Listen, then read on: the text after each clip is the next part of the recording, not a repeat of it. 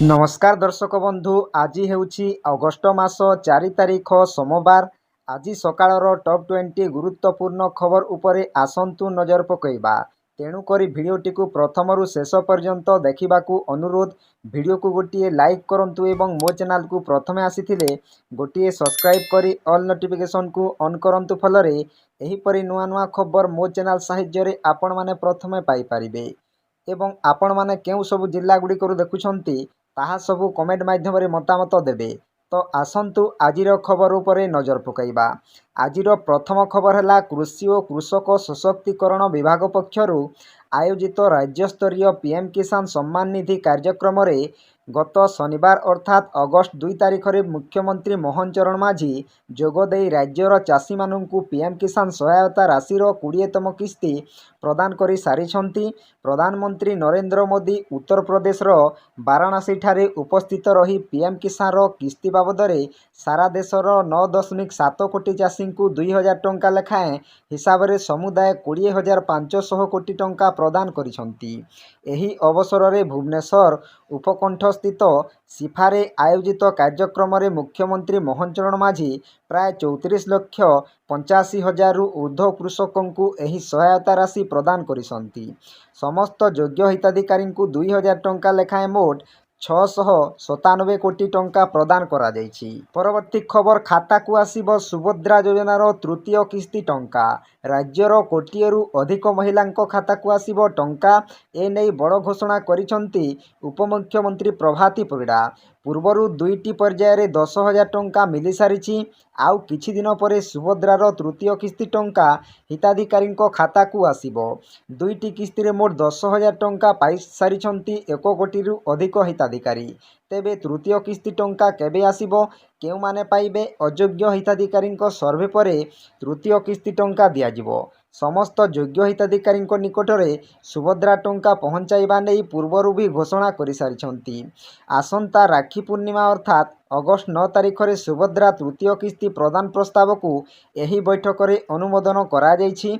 जेउ माने सुभद्रा टंका पाई नाहंती तांको पाई बड़ सूचना। सुभद्रा पोर्टाल पुणी खोलिबा नै घोषणा करिसंती उपमुख्यमंत्री प्रभाती परिडा।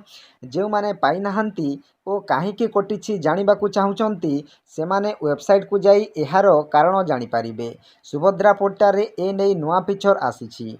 परवर्ती खबर, पाग प्रायतः सुखिला, खरा टाण हेबा सह गरम भी बढ़िछि।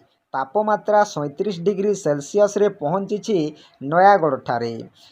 भुवनेश्वर तापमात्रा भी 36 डिग्री छुईछि, जहाँकि स्वाभाविक ठारू 3.2 डिग्री अधिक। राज्यर 9टी स्थान में तापमात्रा 35 डिग्री उपरे थिला। पाणीपाग पूर्वानुमान अनुसार राज्य रे एबे बड़ वर्षा संभावना नहीं। रविवार और सोमवार उत्तर ओडिशार अल्प केतेक स्थान और दक्षिण ओडिशार गोटिए 2टी जगार हालुकारू मध्यम धरणर वर्षा होई पारे।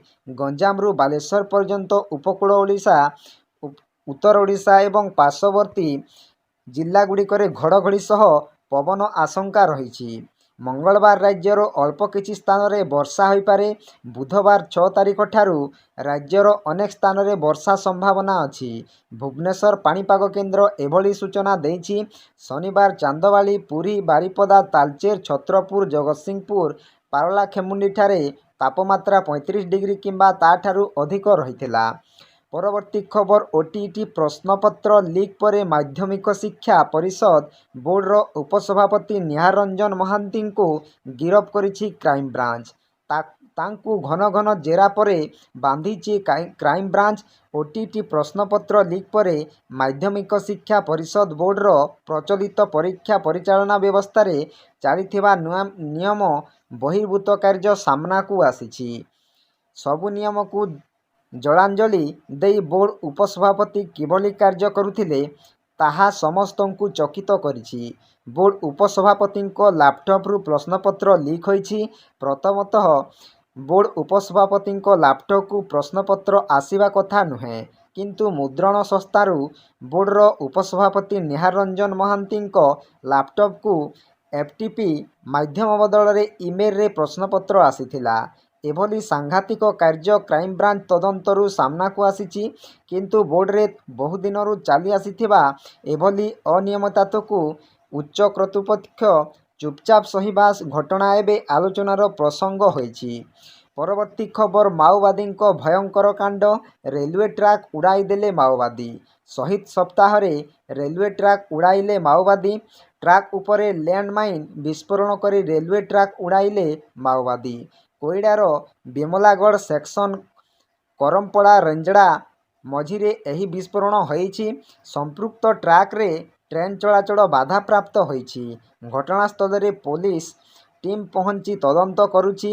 ଖୁବ୍ ଶୀଘ୍ର ଟ୍ରାକ୍ର ମରାମତି କରାଯାଇ ଟ୍ରେନ୍ ଚଳାଚଳ ସ୍ୱାଭାବିକ କରାଯିବାକୁ ବ୍ୟବସ୍ଥା ଚାଲିଛି। ପରବର୍ତ୍ତୀ ଖବର ଆପଣ ଯଦି ମୋବାଇଲ ରିଚାର୍ଜ ପାଇଁ ବେଷ୍ଟ ପ୍ଲାନ୍ ଖୋଜୁଛନ୍ତି, ଆଉ କମ୍ ଦାମରେ ରିଚାର୍ଜ କରି ଭଲ ଫାଇଦା ଉଠାଇବାକୁ ଚେଷ୍ଟା କରୁଛନ୍ତି, ତେବେ ଆପଣଙ୍କ ପାଇଁ ଆସିଛି ଜବରଦସ୍ତ ପ୍ଲାନ୍। ମାତ୍ର 1 ଟଙ୍କା ଖର୍ଚ୍ଚ କରି ଆପଣ ପାଇପାରିବେ 4G ଡାଟା ଆଉ 30 ଦିନ ପାଇଁ ଅନଲିମିଟେଡ୍ କଲ୍। ଖାଲି ସେତିକି ନୁହେଁ, ସେହି 1 ଟଙ୍କାରେ ଆପଣ 100 SMS କରିବାର ମଧ୍ୟ ସୁବିଧା ପାଇବେ। ସରକାରୀ ଟେଲିକମ୍ କମ୍ପାନୀ BSNL ନିଜ ଗ୍ରାହକଙ୍କ ପାଇଁ ଏଭଳି କିଛି ନୂଆ ଫିଚର ଆଣିଛି। ଆଗକୁ ସ୍ୱାଧୀନତା ଦିବସ ଆସୁଥିବାରୁ ନିଜ ଗ୍ରାହକଙ୍କ ପାଇଁ ଏହି ଫ୍ରିଡମ୍ ଅଫର ଜାରି କରିଛି BSNL, ଯେଉଁଥିରେ ଗ୍ରାହକମାନେ ମାତ୍ର 1 ଟଙ୍କା ଖର୍ଚ୍ଚ କରି 4G ଡାଟା ପାଇବା ସହିତ କଲିଂ ଆଉ ମେସେଜ କରିବାର ମଧ୍ୟ ସୁବିଧା ପାଇବେ। 1 ଟଙ୍କା ରିଚାର୍ଜ କରି ଗ୍ରାହକମାନେ ଏହି ପ୍ଲାନ୍ରେ ଦିନକୁ 2GB ହାଇସ୍ପିଡ୍ ଡାଟା ପାଇବେ। ଏହା ସହ ଅନଲିମିଟେଡ୍ କଲ୍, ଦିନକୁ 100 ମେସେଜ ମଧ୍ୟ କରିପାରିବେ BSNL ୟୁଜର୍ସ। ପରବର୍ତ୍ତୀ ଖବର ରକ୍ଷାବନ୍ଧନ ପୂର୍ବକୁ ଭାଇ ଭଉଣୀଙ୍କ ପ୍ରେମର ପ୍ରତୀକ ଭାବରେ ବିବେଚନା କରାଯାଏ। ଏହି ଦିନ ଭଉଣୀମାନେ ସେମାନଙ୍କ ଭାଇର ହାତରେ ରାକ୍ଷୀ ବାନ୍ଧିଥାନ୍ତି ଏବଂ ସେମାନଙ୍କ ଦୀର୍ଘ ଜୀବନ ପାଇଁ ଭଗବାନଙ୍କୁ ପ୍ରାର୍ଥନା କରନ୍ତି। ଭାଇମାନେ ମଧ୍ୟ ସେମାନଙ୍କ ଭଉଣୀମାନଙ୍କୁ ସୁରକ୍ଷା ଦେବା ଏବଂ ସେମାନଙ୍କ ପସନ୍ଦର ଉପହାର ଦେବା ପାଇଁ ପ୍ରତିଶ୍ରୁତି ଦିଅନ୍ତି। ଏହି ସମ୍ପୂର୍ଣ୍ଣ ପର୍ବର ସଫଳତା ପାଇଁ ସବୁଠାରୁ ଗୁରୁତ୍ୱପୂର୍ଣ୍ଣ କଥା ହେଉଛି ଶୁଭ ସମୟ। ଏପରି ପରିସ୍ଥିତିରେ ଯଦି ରାକ୍ଷୀକୁ ଶୁଭ ସମୟରେ ବନ୍ଧାଯାଏ, ତେବେ ଏହା ଶୁଭ ଫଳ ଦେଇଥାଏ। ସେହିପରି ଅଶୁଭ ସମୟରେ କୌଣସି ଶୁଭ କାର୍ଯ୍ୟ କରିବାକୁ ନିଷେଧ କରାଯାଇଥାଏ। ଯଦି ଦେଖିବା, ଚଳିତ ବର୍ଷ ଅଗଷ୍ଟ 9 ତାରିଖ ଶନିବାର ଦିନ ରକ୍ଷାବନ୍ଧନ ପାଳନ କରାଯିବ। ରାକ୍ଷୀ ବାନ୍ଧିବା ସମୟରେ କିଛି ଅଶୁଭ ମୁହୂର୍ତ୍ତର ବିଶେଷ ଧ୍ୟାନ ରଖିବାକୁ ପଡ଼ିଥାଏ। ପରବର୍ତ୍ତୀ ଖବର ଅଧା ରହିଗଲା ଜଳ ଲାଗି, ବାଟରେ ଜଗିଥିଲା ମୃତ୍ୟୁ। ଉତ୍ତରପ୍ରଦେଶ ଗୋଣ୍ଡାରେ ଭୟଙ୍କର ସଡ଼କ ଦୁର୍ଘଟଣା ହୋଇଛି। ଆଖି ପିଛୁଳାକେ ଲିଭିଗଲା 11 ଜୀବନ ଦୀପ। ନିୟନ୍ତ୍ରଣ ହରାଇ କେନାଲକୁ ଏକ ଗାଡ଼ି ଖସି ପଡ଼ିବା ଫଳରେ 11 ଜଣଙ୍କର ମୃତ୍ୟୁ ହୋଇଛି। 4 ଜଣ ଆହତ ହୋଇଛନ୍ତି। ମୃତକଙ୍କ ମଧ୍ୟରେ 3ଟି ଶିଶୁ ରହିଛନ୍ତି। ଗାଡ଼ିରେ ମୋଟ 15 ଜଣ ଥିଲେ। ଆହତଙ୍କ ଅବସ୍ଥାର ଗୁରୁତର ରହିଛି। ସମସ୍ତେ ପୃଥ୍ୱୀନାଥ ମନ୍ଦିରରେ ଜଳଲାଗି କରିବାକୁ ଯାଉଥିଲେ। ମୁଖ୍ୟମନ୍ତ୍ରୀ ଯୋଗୀ ଆଦିତ୍ୟନାଥ ଅଘଟଣକୁ ନେଇ ଶୋକ ପ୍ରକାଶ କରିଛନ୍ତି। ମିଳିଥିବା ସୂଚନା ଅନୁସାରେ ଗୋଣ୍ଡା ମଜିନ୍ଦକ ଥାନା ସିହାଙ୍ଗା ଓ ଖପରପୁରରେ ଏହି ଭୟଙ୍କର ଦୁର୍ଘଟଣା ହୋଇଛି। ଘଟଣାସ୍ଥଳରେ ଉପସ୍ଥିତ ଲୋକେ ପୁଲିସକୁ କହିଛନ୍ତି କି ଲଗାତାର ବର୍ଷା ଯୋଗୁଁ ନଦୀକୂଳ ରାସ୍ତା ଧୋଇ ହୋଇ ଯାଇଥିଲା। ଗାଡ଼ିର ସ୍ପିଡ୍ ଟିକେ ଅଧିକ ଥିଲା। ଅଚାନକ ଗାଡ଼ିଟି ନିୟନ୍ତ୍ରଣ ହରାଇ ଦେଖୁ ଦେଖୁ କେନାଲକୁ ଖସି ପଡ଼ିଥିଲା।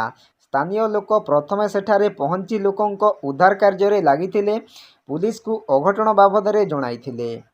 ସୂଚନା ପାଇ ପୁଲିସ ଓ ଉଦ୍ଧାରକାରୀ ଟିମ୍ ଘଟଣାସ୍ଥଳରେ ପହଞ୍ଚିଥିଲେ। ପରବର୍ତ୍ତୀ ଖବର ଗତ ଜୁଲାଇ 26 ତାରିଖରେ ବଲଙ୍ଗାରେ ଜଣେ ନାବାଳିକାଙ୍କ ଦେହରେ ନିଆଁ ଲଗାଇ ଦେଇଥିଲେ ଦୁର୍ବୃତ୍ତ। ଏହାପରେ ପୀଡ଼ିତାଙ୍କୁ ପ୍ରଥମେ ସ୍ଥାନୀୟ ସ୍ୱାସ୍ଥ୍ୟକେନ୍ଦ୍ର ଓ ପରେ ଭୁବନେଶ୍ୱର ଏମ୍ସରେ ଭର୍ତ୍ତି କରାଯାଇଥିଲା। ସ୍ୱାସ୍ଥ୍ୟାବସ୍ଥା ଗୁରୁତର ହେବାରୁ ତାଙ୍କୁ ଦିଲ୍ଲୀ ଏମ୍ସରେ ଭର୍ତ୍ତି କରାଯାଇଥିଲା। ଗତକାଲି ଆଖି ବୁଜିଛନ୍ତି ବଲଙ୍ଗା ପୀଡ଼ିତା। ଏହାପରେ ପୀଡ଼ିତାଙ୍କ ଗାଁ ବୟାବରରେ ଶୋକ ଓ ଭୟର ବାତାବରଣ ରହିଛି। ଏବେ ପୀଡ଼ିତାଙ୍କ ପରିବାର ଲୋକେ କୁଆଡ଼େ ତାହା କହି ପାରୁନାହାନ୍ତି ଗାଁ ଲୋକେ। ଗାଁର ସୁରକ୍ଷା ବ୍ୟବସ୍ଥା କଡ଼ାକଡ଼ି ହୋଇଛି। ଆଜି ଓଡ଼ିଶା ଆସିବ ବଲଙ୍ଗା ପୀଡ଼ିତାଙ୍କ ମରଶରୀର। ଦିଲ୍ଲୀ ଏମ୍ସରେ ମୃତଦେହ ବ୍ୟବଚ୍ଛେଦ ପ୍ରକ୍ରିୟା ଆରମ୍ଭ ହୋଇଛି। ଶବ ବ୍ୟବଚ୍ଛେଦ କରିବା ପରେ ପରିବାର ଲୋକଙ୍କୁ ହସ୍ତାନ୍ତର କରାଯିବ। ଏହାପରେ ଦିଲ୍ଲୀରୁ ପାର୍ଥିବ ଶରୀରକୁ ଭୁବନେଶ୍ୱର ଅଣାଯିବ। ଅପରାହ୍ନରେ ପୀଡ଼ିତାଙ୍କ ମରଶରୀର ଭୁବନେଶ୍ୱରରେ ପହଞ୍ଚିପାରେ। ପରବର୍ତ୍ତୀ ଖବର ସାଉଥ ସିନେ ଇଣ୍ଡଷ୍ଟ୍ରିର ଲୋକପ୍ରିୟ ଅଭିନେତା ଧନୁଷ ନିଜର ଦମଦାର ଅଭିନୟ ବଳରେ ଫ୍ୟାନ୍ସ ଫଲୋଇଂ ସୃଷ୍ଟି କରିଛନ୍ତି। ସେ ପ୍ରାୟ 2 ଦଶନ୍ଧି ଧରି ନିଜ ଅଭିନୟ ମାଧ୍ୟମରେ ଫ୍ୟାନ୍ସମାନଙ୍କୁ ମତୁଆଲା କରି ଆସୁଛନ୍ତି। କିନ୍ତୁ ସେ ଥରେ ନିଜର ଗୀତ ମାଧ୍ୟମରେ ମଧ୍ୟ ପ୍ରଶଂସକଙ୍କ ମନୋରଞ୍ଜନ କରିଥିଲେ। ଧନୁଷ ଖାଲି ମାଇକ୍ ଧରି ଗୀତ ଗାଉ ନଥିଲେ, ସାରା ବିଶ୍ୱକୁ ନିଜ ଗୀତ ମାଧ୍ୟମରେ ନଚାଇଥିଲେ। ଅଭିନେତା ଗାଇଥିବା ଗୀତ ସେତେବେଳେ ଖୁବ୍ ଲୋକପ୍ରିୟ ହୋଇଥିଲା, ଯାହା ରେକର୍ଡ ସ୍ଥାପନ କରିଥିଲା। ତେବେ ଆସନ୍ତୁ ଜାଣିବା ଧନୁଷଙ୍କର ସେହି ଗୀତଟି କ'ଣ ଥିଲା। ଧନୁଷ ଯେଉଁ ଗୀତ ଦ୍ୱାରା ସାରା ବିଶ୍ୱକୁ ନଚାଇଥିଲେ ତାହା ହେଉଛି କୋଲାଭେରୀ ଡି। 2012 ମସିହାରେ ଆସିଥିବା ତାମିଲ ସାଇକୋଲୋଜିକାଲ ଥ୍ରିଲର ଫିଲ୍ମ 3ରେ ଏହି ଗୀତଟି ଥିଲା, ଯାହା ୟୁଟ୍ୟୁବରେ ସେହି ସମୟରେ ଅନେକ ରେକର୍ଡ ସୃଷ୍ଟି କରିଥିଲା। ପରବର୍ତ୍ତୀ ଖବର ଋଣ କରି ଅନଲାଇନ୍ ଗେମ୍ରେ ଲକ୍ଷାଧିକ ଟଙ୍କା ହାରିବା ପରେ ମାନସିକ ଭାରସାମ୍ୟ ହରାଇ ଆତ୍ମହତ୍ୟା ଉଦ୍ୟମ କରିଛନ୍ତି ଜଣେ କ୍ରୀଡ଼ା ଶିକ୍ଷକ। ସୌଭାଗ୍ୟବଶତଃ ପତ୍ନୀ ଠିକ୍ ସମୟରେ ପହଞ୍ଚିଥିବାରୁ ବଞ୍ଚି ଯାଇଛନ୍ତି। ଅନଲାଇନ୍ ଗେମ୍ରେ ଏମିତି ସାଂଘାତିକ ପରିଣତି ଦେଖିବାକୁ ମିଳିଛି କୋରାପୁଟ ଜିଲ୍ଲା ନାରାୟଣପାଟଣାରେ।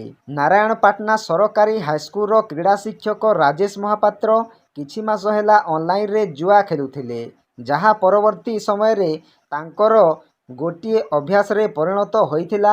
ନିଜ ସଞ୍ଚିତ ଟଙ୍କା ଖେଳରେ ହରାଇବା ପରେ ବି ଚେତା ପଶି ନଥିଲା। ତେଣୁ କରଜ କରି ଟଙ୍କା ବାଜି ଲଗାଇଲେ। ଲକ୍ଷାଧିକ ଟଙ୍କା ଋଣ କରିବା ପରେ ଆଉ ଶୁଝିବାକୁ ସକ୍ଷମ ହୋଇନଥିଲେ। ପରବର୍ତ୍ତୀ ଖବର ବଲଙ୍ଗା ପୀଡ଼ିତାଙ୍କ ମୃତ୍ୟୁ ପରେ ସରକାରଙ୍କୁ ଘେରିଲା କଂଗ୍ରେସ। ସରକାରଙ୍କ ଉପରେ ବର୍ଷିଛନ୍ତି କଂଗ୍ରେସ ମୁଖପାତ୍ର। କହିଲେ, ପୀଡ଼ିତାଙ୍କ ବୟାନ ବାରମ୍ବାର ରେକର୍ଡ କରାଯାଇଛି। 6 ଦିନ ପୂର୍ବରୁ ଉପମୁଖ୍ୟମନ୍ତ୍ରୀ ପ୍ରଭାତୀ ପରିଡ଼ା ମଧ୍ୟ ସେ ଧୀରେ ଧୀରେ ସୁସ୍ଥ ହେଉଥିବା କଥା କହିଥିଲେ। କେମିତି ତାଙ୍କ ମୃତ୍ୟୁ ହେଲା? ଏହା ଆତ୍ମହତ୍ୟା ନୁହେଁ, ଷଡ଼ଯନ୍ତ୍ର କରି ହତ୍ୟା। କଂଗ୍ରେସ ନେତ୍ରୀ କହିଛନ୍ତି, ଝିଅର ବାପା କହୁଛନ୍ତି ଝିଅର ମାନସିକ ସ୍ଥିତି ଠିକ୍ ନଥିଲା। ଅନ୍ୟପଟେ ପୁଲିସ କହୁଛି କାହାର ସମ୍ପୃକ୍ତି ନାହିଁ। ସରକାର ଏହି ମାମଲାକୁ ଚାପି ଦେବାକୁ ଚାହୁଁଛନ୍ତି। 7 ଦିନ ଭିତରେ ଡିଜି ଯଦି ମାମଲାର ସମ୍ପୃକ୍ତି ଥିବା 3 ଅଭିଯୁକ୍ତଙ୍କୁ ନ ଧରିଲେ ଡିଜି ଅଫିସ ଘେରାଉ କରିବୁ। ପୁଲିସର ହଠାତ୍ ରାତି ଅଧିଆ ଟ୍ୱିଟ୍ ଅନେକ ସନ୍ଦେହ ସୃଷ୍ଟି କରୁଛି। ପରବର୍ତ୍ତୀ ଖବର ସେ ତେଲୁଗୁ ଏବଂ ତାମିଲ ଚଳଚ୍ଚିତ୍ରର ଜଣେ ଜଣାଶୁଣା ଅଭିନେତ୍ରୀ ଥିଲେ। କିନ୍ତୁ ତାଙ୍କ ବିରୁଦ୍ଧରେ ଦେହ ବେପାର ଅଭିଯୋଗ ଆସିଥିଲା, ଯାହା ତାଙ୍କ କ୍ୟାରିୟରକୁ ନଷ୍ଟ କରିଦେଇଥିଲା। ପରେ ସେ ରାଜନୀତି ଜଗତରେ ପ୍ରବେଶ କରିଥିଲେ। ଏହି ଅଭିନେତ୍ରୀଙ୍କ ବିରୋଧରେ ଅଭିଯୋଗ ଏକ ଚାଞ୍ଚଲ୍ୟ ସୃଷ୍ଟି କରିଥିଲା। ପୁଲିସ ତାଙ୍କୁ ଗିରଫ କରିଥିଲା, କିନ୍ତୁ ପରେ ସେ ଅଭିଯୋଗରୁ ନିର୍ଦ୍ଦୋଷ ସାବ୍ୟସ୍ତ ହୋଇଥିଲେ। ସେ ହେଉଛନ୍ତି ଅଭିନେତ୍ରୀ ଭୁବନେଶ୍ୱରୀ। ଏହା 2009ର ଘଟଣା। ଭୁବନେଶ୍ୱରୀଙ୍କୁ ଦେହ ବେପାର ଅଭିଯୋଗରେ ଗିରଫ କରାଯାଇଥିଲା। ତାଙ୍କ ଜୀବନ ବହୁତ ବିବାଦୀୟ ହୋଇପଡ଼ିଥିଲା। କିଛି ବର୍ଷ ପୂର୍ବରୁ ଖବର ଆସିଥିଲା ଯେ ତାଙ୍କ ଜୀବନ ଉପରେ ଏକ ଡାର୍ଟି ପିକ୍ଚର ତିଆରି କରିବାକୁ ଚାହୁଁଥିଲେ। ସେଥିପାଇଁ ସେ ଅନେକ ପ୍ରଯୋଜକଙ୍କ ସହ ମଧ୍ୟ ଯୋଗାଯୋଗ କରିଥିଲେ। ଭୁବନେଶ୍ୱରୀ ଟିଭି ଧାରାବାହିକ ଗୋକୁଲମ ଭିଡୁରେ ଖଳନାୟିକା ଭୂମିକାରେ ଅଭିନୟ କରି ଚର୍ଚ୍ଚାକୁ ଆସିଥିଲେ। ଏହାପରେ ସେ କୁରୁକୁରେ ଚଳଚ୍ଚିତ୍ର ମାଧ୍ୟମରେ ତେଲୁଗୁ ଚଳଚ୍ଚିତ୍ରରେ ଡେବ୍ୟୁ କରିଥିଲେ। କିଛି ସମୟ ମଧ୍ୟରେ ଭୁବନେଶ୍ୱରୀ ଟେଲିଭିଜନ ଏବଂ ଚଳଚ୍ଚିତ୍ର ଜଗତରେ ଏକ ଜଣାଶୁଣା ଚେହେରା ହୋଇଯାଇଥିଲା। ପରବର୍ତ୍ତୀ ଖବର ସ୍ଥଗିତ ହେଲା ଅମରନାଥ ଯାତ୍ରା। ପ୍ରବଳ ବର୍ଷା ଏବଂ ଭୂସ୍ଖଳନ ଯୋଗୁଁ ଗୋଟିଏ ସପ୍ତାହ ଆଗରୁ ଅମରନାଥ ଯାତ୍ରା ସ୍ଥଗିତ କରାଯାଇଛି। ଆସନ୍ତା 9 ଅଗଷ୍ଟ ପର୍ଯ୍ୟନ୍ତ ଯାତ୍ରା ଚାଲିବାର ଥିଲା, କିନ୍ତୁ ପ୍ରବଳ ବର୍ଷା ଯୋଗୁଁ ରାସ୍ତା ଖରାପ ଥିବାରୁ 3 ଅଗଷ୍ଟରେ ହିଁ ଏହାକୁ ବନ୍ଦ କରାଯାଇଥିଲା। କାଶ୍ମୀରର ଡିଭିଜନାଲ କମିଶନର ବିଜୟ କୁମାର ବିଧୁରୀ କହିଛନ୍ତି ଯେ ବର୍ଷା ଯୋଗୁଁ ଯାତ୍ରା ରୁଟ୍ଗୁଡ଼ିକରେ ବହୁତ କ୍ଷତି ହୋଇଛି। ବାଲତାଲ ଏବଂ ପହଲଗାମ ଉଭୟ ରୁଟ୍ରେ ମରାମତି କାର୍ଯ୍ୟ କରାଯିବ, ତେଣୁ ଯାତ୍ରାକୁ ବନ୍ଦ କରିବାକୁ ପଡ଼ିଛି।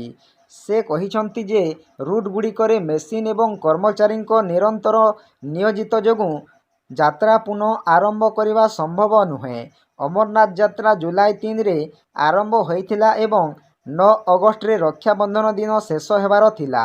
ଚଳିତ ବର୍ଷ ଏପର୍ଯ୍ୟନ୍ତ 4.10 ଲକ୍ଷ ଭକ୍ତ ଅମରନାଥ ଯାତ୍ରା କରିଛନ୍ତି। ହେଲେ ଗତ ବର୍ଷ 5.10 ଲକ୍ଷରୁ ଅଧିକ ଭକ୍ତ ଯାଇଥିଲେ। ପରବର୍ତ୍ତୀ ଖବର ଓଡ଼ିଆ ଚଳଚ୍ଚିତ୍ର ଦୁନିଆର ପରିଚିତା ନାୟିକା ଅର୍ଚ୍ଚିତାଙ୍କ ବିପକ୍ଷରେ ବାବୁସାନ, ଅନୁଭବ, ସବ୍ୟସାଚୀ, ଅରିନ୍ଦମ, ବୁଦ୍ଧାଦିତ୍ୟ ଓ ଆକାଶ ଭଳି ଆଗଧାଡ଼ିର ନାୟକ ଏକାଧିବାର ବଡ଼ ପରଦାରେ ନଜର ଆସିଛନ୍ତି। ହେଲେ ଅଲିଉଡ଼ରେ ଏପରି 3 ଜଣ ଅଭିନେତା ଅଛନ୍ତି ଯେଉଁମାନେ କେବଳ ଥରେ ଅର୍ଚ୍ଚିତାଙ୍କୁ ନାୟିକା ଭାବେ ପାଇଛନ୍ତି ଏବଂ ତାଙ୍କ ସହ ପରଦାରେ ରୋମାନ୍ସ କରିଛନ୍ତି। ଆସନ୍ତୁ ଜାଣିବା କିଏ ସେମାନେ ଓ କେଉଁ ଓଡ଼ିଆ ଛବିରେ ଅର୍ଚ୍ଚିତାଙ୍କୁ ସେମାନଙ୍କ ସହ ଦେଖିବାକୁ ମିଳିଛି। ଚଳିତ ବର୍ଷ ମୁକ୍ତିଲାଭ କରିଥିବା ପାଦେ ଆକାଶ ଓ ବୋଉ ଭୂତରେ ପ୍ରଭାବଶାଳୀ ଅଭିନୟ କରି ପୁଣି ଚର୍ଚ୍ଚାରେ ରହିଛନ୍ତି ଅଲିଉଡ଼ର ଲୋକପ୍ରିୟ ନାୟିକା ଅର୍ଚ୍ଚିତା। ଏବେ ତାଙ୍କ ଅଭିନୀତ ଭିନ୍ନ ସ୍ୱାଦର ଛବି ଡେଲିଭରି ବୟ 2ରେ ବଡ଼ ପରଦାକୁ ଆସୁଛି। ଏଥିରେ ତାଙ୍କୁ ନୂଆ ରୂପରେ ଦେଖିବାକୁ ମିଳିବ। ଅର୍ଚ୍ଚିତା ଅଲିଉଡ଼ର ଅଧିକାଂଶ ଅଗଧାଡ଼ିର ନାୟକ ବିପକ୍ଷରେ ଅଭିନୟ କରିଥିବା ବେଳେ ତାଙ୍କ ଡେବ୍ୟୁ ଫିଲ୍ମର ନାୟକ ସହ ସେ କେବଳ ଗୋଟିଏ ଛବିରେ ଆସିଛନ୍ତି। ପରବର୍ତ୍ତୀ ଖବର ଆଜି 2 ଦିନିଆ କେନ୍ଦୁଝର ଗସ୍ତରେ ଯିବେ ମୁଖ୍ୟମନ୍ତ୍ରୀ ମୋହନ ଚରଣ ମାଝୀ। ମୁଖ୍ୟମନ୍ତ୍ରୀ ପୂର୍ବାହ୍ନ 10:30ରେ ଜିଲ୍ଲାପାଳଙ୍କ କାର୍ଯ୍ୟାଳୟରେ ପରିସରରେ ଏକଲ ଶିକ୍ଷାରଥ ଆମ୍ବୁଲାନ୍ସ ସେବା ଓ ମା ତାରିଣୀଙ୍କ ନଡ଼ିଆ ସଂଗ୍ରହ ଗାଡ଼ିର ଶୁଭ ଉଦ୍ଘାଟନ କରିବେ। 11ଟାରେ ଦରବାର ହଲ୍ଠାରେ ଜିଲ୍ଲାର ଉନ୍ନୟନ କାର୍ଯ୍ୟକ୍ରମର ସମୀକ୍ଷା କରିବେ। ଅପରାହ୍ନ 3ଟାରେ କେନ୍ଦୁଝର ଷ୍ଟାଡିୟମରେ ରାଜ୍ୟସ୍ତରୀୟ ସାହାଣୀ କପ୍ର ଫାଇନାଲ ଫୁଟବଲ ମ୍ୟାଚକୁ ଉଦ୍ଘାଟନ କରିବେ ବୋଲି ଜିଲ୍ଲା ସୂଚନା ଓ ଲୋକସମ୍ପର୍କ ବିଭାଗ ପକ୍ଷରୁ ସୂଚନା ଦିଆଯାଇଛି। ମୁଖ୍ୟମନ୍ତ୍ରୀ ସୋମବାର ଭୁବନେଶ୍ୱର ପ୍ରତ୍ୟାବର୍ତ୍ତନ କରିବେ ବୋଲି ବିଶ୍ୱସ୍ତର ସୂତ୍ରରୁ ସୂଚନା ମିଳିଛି। ପରବର୍ତ୍ତୀ ଖବର ଅପରେସନ ସିନ୍ଦୁର ପରେ ପ୍ରଥମ ଥର କ୍ରିକେଟ ପଡ଼ିଆରେ ହେବ ଲଢ଼େଇ। ମୁହାଁମୁହିଁ ହେବେ 2 ପାରମ୍ପରିକ ପ୍ରତିଦ୍ୱନ୍ଦ୍ୱୀ ଭାରତ ପାକିସ୍ତାନ। କ୍ରିକେଟ ପିଚରେ କମ୍ପିବେ ଫ୍ୟାନ୍ସ, ଜୋରଦାର ହେବ ମୁକାବିଲା। ଚୌକା ଛକାରେ କମ୍ପିବ ଷ୍ଟାଡିୟମ। ଆରମ୍ଭ ହେବାକୁ ଯାଉଛି Asia cup 2025। Asian cricket council ଏନେଇ ଫୁଟବଲ ସିଡ୍ୟୁଲ ଘୋଷଣା କରିଛି। ସେପ୍ଟେମ୍ବର 9ରୁ 28 ଯାଏଁ ଏସିଆ କପ୍ ୟୁରୋରେ ଖେଳାଯିବ। ଦୁବାଇ ଓ ଆବୁଧାବିରେ ସବୁ ମ୍ୟାଚ୍ ହେବ। ଆଫଗାନିସ୍ତାନ ଓ ହଂକଂ ମଧ୍ୟରେ ଶେଖ୍ ଜାୟେଦ ଷ୍ଟାଡିୟମରେ ଉଦ୍ଘାଟନୀ ମ୍ୟାଚ୍ ଖେଳାଯିବ। ସେପ୍ଟେମ୍ବର 14ରେ ଭାରତ ଓ ପାକିସ୍ତାନ ମଧ୍ୟରେ ହାଇ ଭୋଲ୍ଟେଜ ମ୍ୟାଚ୍ ହେବ। ସେପ୍ଟେମ୍ବର 28ରେ ଦୁବାଇରେ ଫାଇନାଲ ଫାଇଟ୍ ହେବ।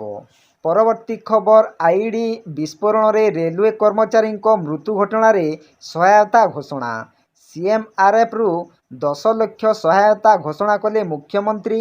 କାର୍ଯ୍ୟରତ କି ମ୍ୟାନ୍ ଇଟୁଆ ଓରାମଙ୍କ ପରିବାର ପାଇଁ ସହାୟତା ଘୋଷଣା କଲେ ସରକାର। ଦୁଃଖ ପ୍ରକାଶ ସହ ପରିବାରବର୍ଗଙ୍କ ପ୍ରତି ସମବେଦନା ଜଣାଇଲେ ମୁଖ୍ୟମନ୍ତ୍ରୀ। ଆଜି ଶହୀଦ ସପ୍ତାହରେ ମାଓବାଦୀଙ୍କ ବଡ଼ ଧରଣର ହିଂସା ଦେଖିବାକୁ ମିଳିଛି। ଲ୍ୟାଣ୍ଡମାଇନ୍ ବିସ୍ଫୋରଣରେ ଉଡ଼ାଇ ଦେଲେ ରେଲୱେ ଟ୍ରାକ୍। ବିମଲାଗଡ଼ ସେକ୍ସନ କରମପଡ଼ା ରେଞ୍ଜଣା ମଝିରେ ଆଜି ବିସ୍ଫୋରଣ କରିଛନ୍ତି ମାଓବାଦୀ। ସମ୍ପୃକ୍ତ ଟ୍ରାକ୍ରେ ଟ୍ରେନ୍ ଚଳାଚଳ ପ୍ରଭାବିତ ହୋଇଛି। ତେବେ ରେଲୱେ କର୍ମଚାରୀଙ୍କ ମୃତ୍ୟୁ ଘଟଣାରେ 10 ଲକ୍ଷ ଟଙ୍କା ସହାୟତା ଘୋଷଣା କରିଛନ୍ତି ମୁଖ୍ୟମନ୍ତ୍ରୀ ମୋହନ ଚରଣ ମାଝୀ। ପରବର୍ତ୍ତୀ ଖବର କଟକରେ ପୁଣି ଏକ ବସ୍କୁ 12 ଲକ୍ଷ ଟଙ୍କା ଜରିମାନା। ଏକ ଘରୋଇ ବସ୍କୁ 12,92,909 ଟଙ୍କା ଫାଇନ୍ ହୋଇଛି। କଟକ ଆରଟିଓ ପକ୍ଷରୁ ଏହି ଫାଇନ୍ କରାଯାଇଛି। 2023 ମସିହା ମେ ମାସରୁ ବସ୍ ମାଲିକ ଟ୍ୟାକ୍ସ ଫାଙ୍କିଥିବା ଅଭିଯୋଗ ରହିଛି। ସେହି କର ବାବଦକୁ 4,55,364 ଟଙ୍କା ଏବେ ଜରିମାନା ବାବଦକୁ 8,37,545 ଟଙ୍କା ଫାଇନ୍ କରାଯାଇଛି। ଗତକାଲି ସ୍ୱରାଜ ନାମକ ଏକ ବସ୍ ମାଲିକଙ୍କୁ ଏହି ଫାଇନ୍ କରାଯାଇଛି। ନିକଟରେ କଟକରେ ଏକ ଘରୋଇ ବସ୍କୁ 10 ଲକ୍ଷ ଟଙ୍କାର ଚାଲାଣ ପଡ଼ିଥିଲା।